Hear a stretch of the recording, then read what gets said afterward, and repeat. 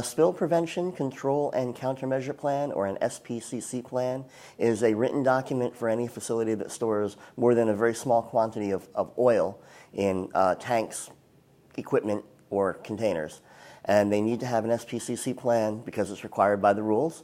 And the plan is intended to document the design of the facility to prevent spills from happening, and also to document procedures, training, and other activities that would prevent spills, and then also document the potential responses to an initial spill to prevent any oil that would leave a container from entering a navigable waterway. When we're going to do an SPCC project, we would visit the site. It has to be conducted by a professional engineer or by an agent that the engineer designates to do the visit. We would inspect all of the tanks and other equipment at the site. We would review the drainage and potential sources of a spill entering waterways. And we would also sit down with their operations and maintenance staff and review procedures, investigate if there are any written procedures in place, recommend any new procedures that might have to be written.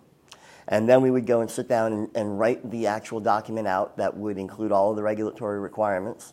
And then following that, the plan would be certified by a professional engineer. SAGE has a number of staff with many years of experience in doing SPCC plans.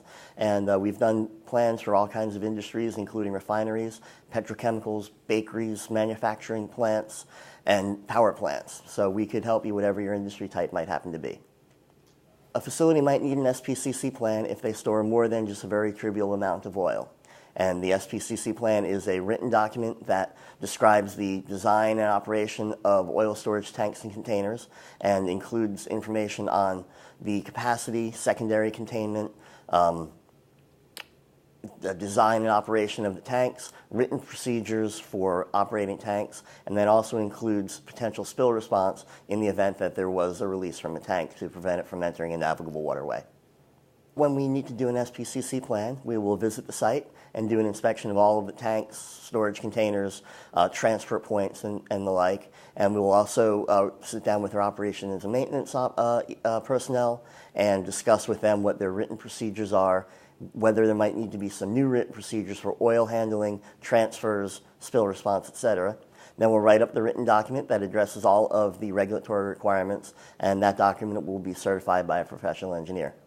The SPCC plan is required by the Regulation 40 CFR Part 112, and it's subparts A through C of that regulation. Subpart A covers the general requirement to do an SPCC plan, to amend it, etc., and then subparts B and C cover the specific requirements for different types of facilities, what needs to be done and what needs to be included in the plan.